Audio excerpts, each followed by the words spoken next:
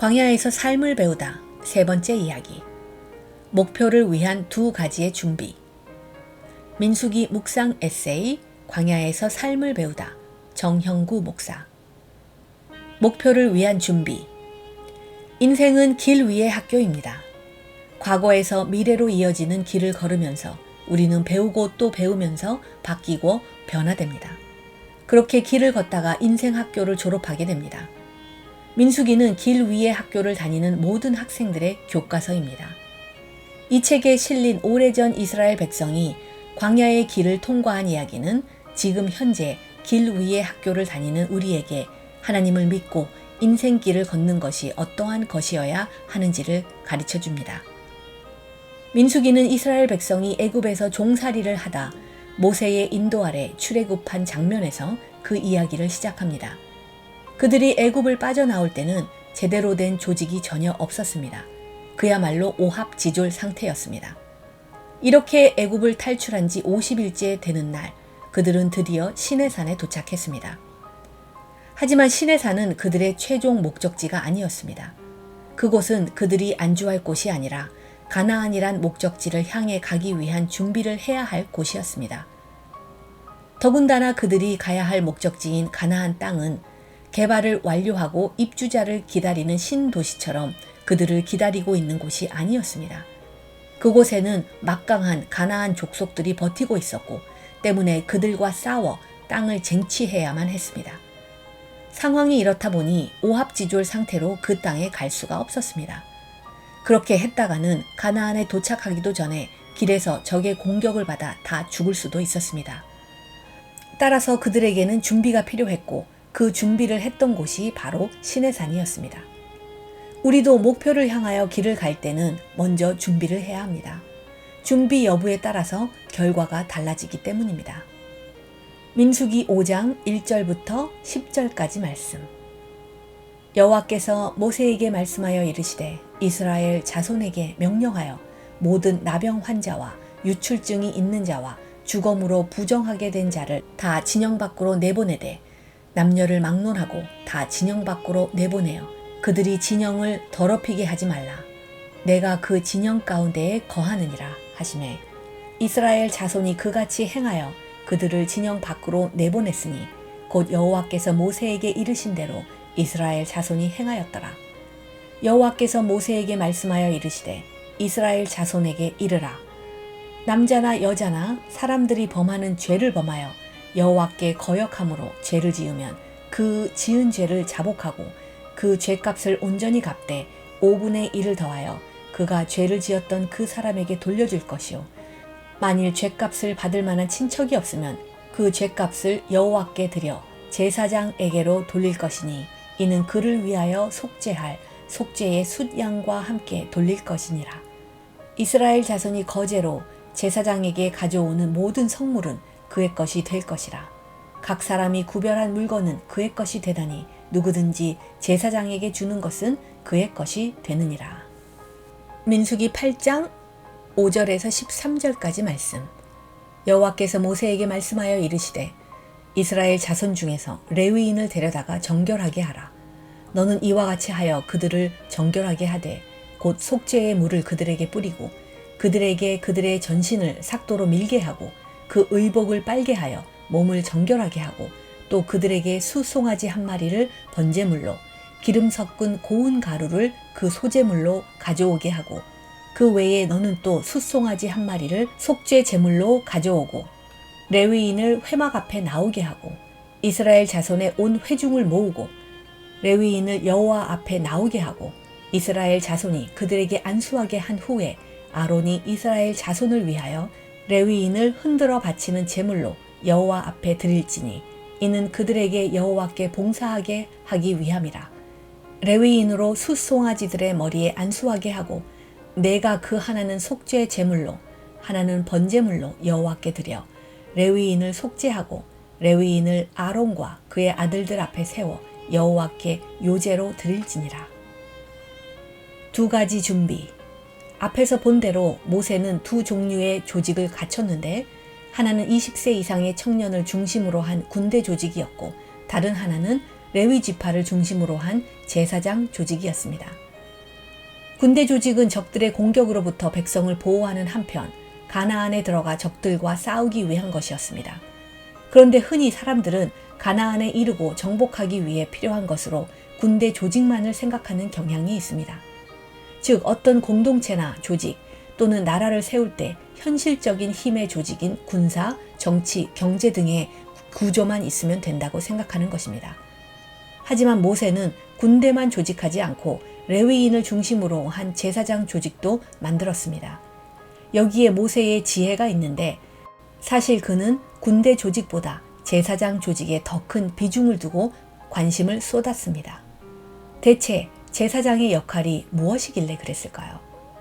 군사가 밖의 적으로부터 이스라엘 백성을 지키는 것이었다면 제사장은 무슨 일을 하는 것이었을까요? 앞에서 살펴본 대로 그것은 위로부터의 공격에서 이스라엘 백성을 지키는 것이었습니다. 즉 이스라엘 백성이 죄를 지으면 그들 위에 하나님의 심판의 구름이 들이오는데 이때 제사장은 그들의 죄를 용서해 달라는 제사를 드림으로써 위로부터 오는 심판에서 그들을 보호하는 일을 해야 했던 것이었습니다. 하지만 이것만이 제사장의 주된 목적은 아니었습니다. 좀 더 적극적인 제사장의 목적이 또 있었는데 그것은 하나님께 그분의 백성들 가운데 거하시도록 하는 것이었습니다.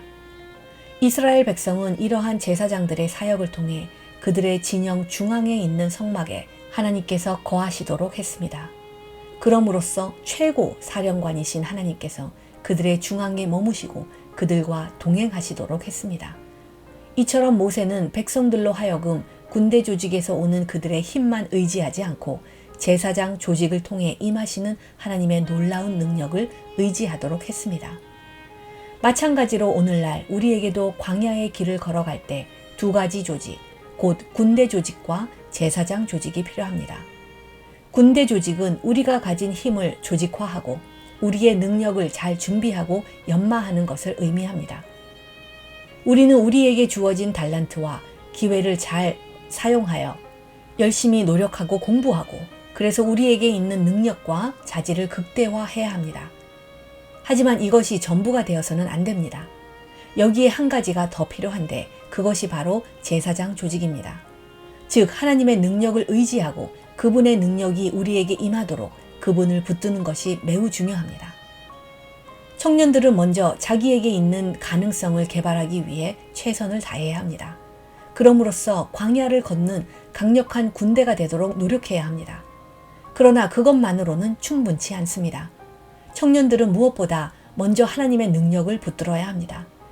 제사장이 되어 하나님을 붙들고 의지하고 기도하고 말씀에 귀를 기울이며 살아가야 합니다. 수능을 준비하는 학생들 역시 마찬가지입니다. 그들은 열심히 공부해야 합니다. 그럼으로써 유능한 군사가 되어야 합니다. 하지만 그와 더불어 그들은 간절히 기도하는 겸손한 제사장이 되어야 합니다. 문제가 생길 때나 몸에 병이 생길 때도 한편으로는 우리가 할 수 있는 것을 다 하고 병원에 가서 진료도 받아야 합니다. 하지만 동시에 하나님의 도움을 바라며 간절히 기도하는 것도 잊지 말아야 합니다. 하나님께서는 언제든 초자연적으로 개입하실 수 있습니다. 하지만 대개의 경우 하나님께서는 일반 은총 안에서 자연적인 방법을 통해 치료하십니다. 그러므로 기도 없이 병원 치료만 받거나 병원 치료 없이 기도만 하는 것은 옳지 않습니다. 기적이 일어나는 경우도 있지만 특별한 인도하심이 없을 때에는 일반적으로 이 두 가지를 함께 해야 합니다. 목회자가 말씀을 준비할 때에도 그는 최선을 다해서 성경 말씀을 깊이 연구해야 합니다. 하지만 그것만으로는 안 됩니다. 그는 먼저 기도를 통해 하나님의 임재를 구해야 합니다. 물론 그렇다고 해서 기도만 한 채 믿습니다 하고 단에 올라서서도 안 됩니다. 말씀을 준비할 때도 본문을 연구하면서 기도하고 또 기도하며 연구해야 합니다. 입으로 구하고 발로 찾고. 예수님께서는 기도에 관해 이런 말씀을 하셨습니다. 내가 또 너희에게 이르노니 구하라 그리하면 너희에게 주실 것이요 찾으라 그리하면 찾아낼 것이요 문을 두드리라 그리하면 너희에게 열릴 것이니 구하는 이마다 받을 것이요 찾는 이는 찾아낼 것이요 두드리는 이에게는 열릴 것이니라. 누가복음 11장 9절에서 10절 말씀. 기도는 먼저 입으로 구하는 것입니다. 따라서 소리내어 간절히 기도해야 합니다. 그러나 기도는 입으로 간구하는 것만이 전부는 아닙니다. 기도에 관한 그 다음의 말씀은 찾으라는 것입니다. 찾기 위해서는 무엇보다 발로 뛰어다녀야 합니다. 따라서 발로 뛰어다니는 찾는 것도 역시 기도라는 것을 알 수 있습니다. 기도는 우리가 할 수 있는 일을 열심히 하면서 발로 뛰어다니는 것을 막지 않습니다. 오히려 기도만 하고 현실적인 노력을 멈추는 것이 기도를 막는 것입니다. 내가 할 수 있는 최선을 다하는 것도 역시 기도라는 것을 잊지 말아야 합니다.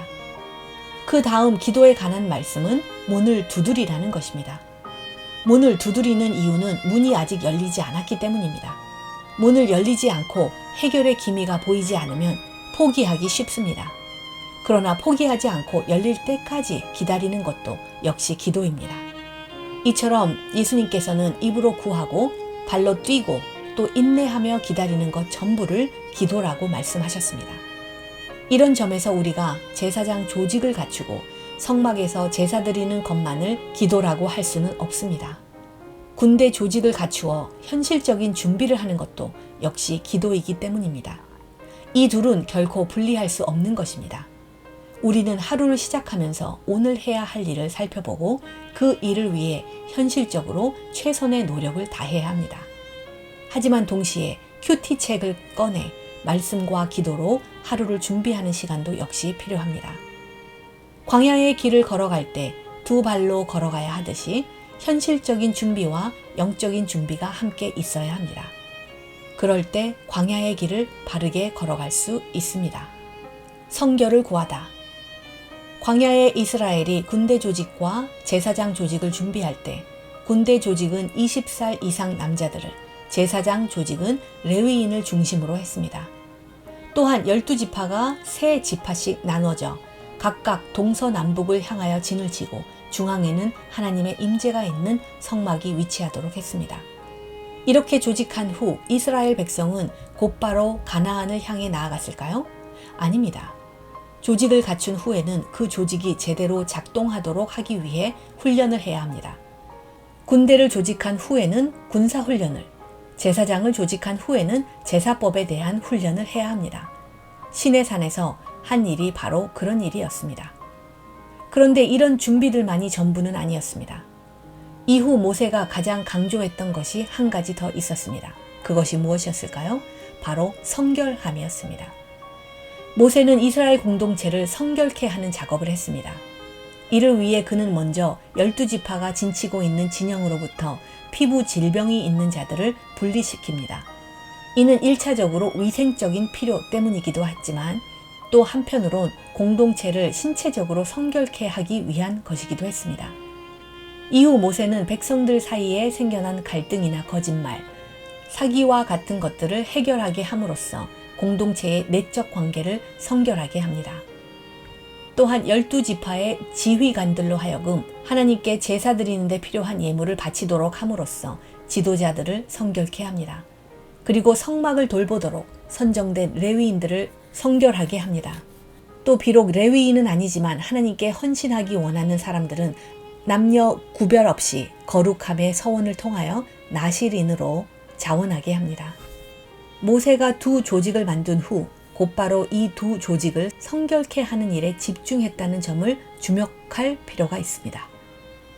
어떤 나라나 공동체든지 간에 조직이 건강하려면 그 조직 속에 투명성과 신뢰성이 있어야 합니다.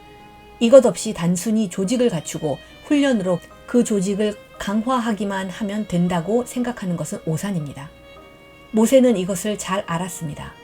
그래서 그는 백성을 조직한 후에 항상 지녀야 할 핵심 가치와 정신을 그 공동체 안에 불어넣은 것입니다. 그것이 바로 성결과 거룩함이었습니다.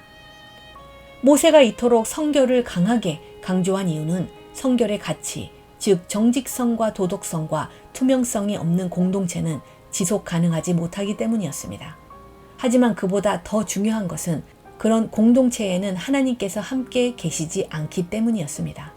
이것 때문에 모세는 무엇보다 성결을 우선순위에 두었던 것입니다. 중앙에 있는 성막. 이스라엘 진영의 중앙에는 성막이 있었습니다.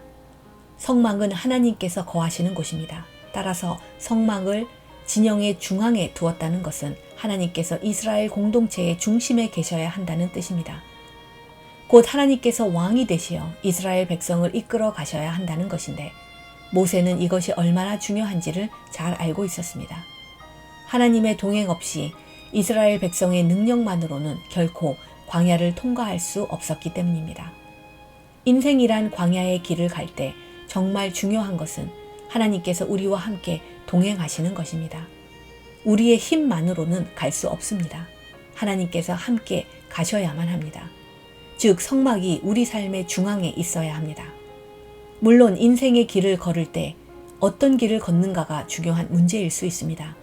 사람에 따라서는 잘 닦여진 길을 편안하게 걷는 사람도 있고 개척자처럼 길을 만들면서 걸어가야 하는 사람도 있습니다.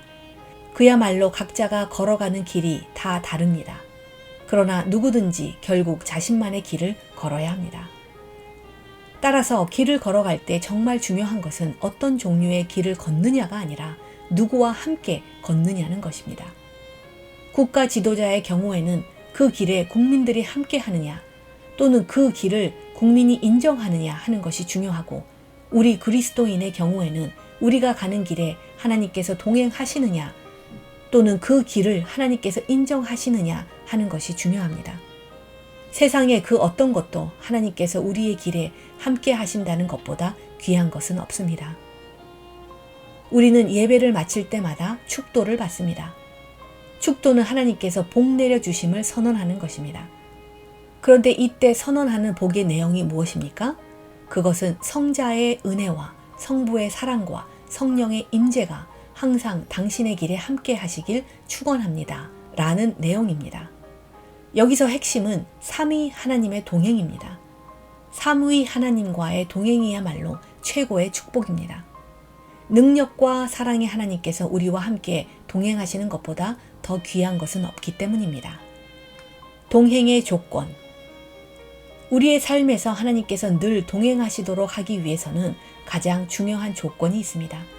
그것은 좋은 건물도, 웅장한 예전도, 특별한 종교적 행사도 아닙니다. 그것은 다름이 아닌 거룩과 성결함입니다. 이것이 없으면 하나님께서 우리의 삶에 거하시지 않습니다. 왜냐하면 하나님께서는 거룩하신 분이고 우리 안에 거하시기 위해 우리에게도 거룩을 요구하시기 때문입니다.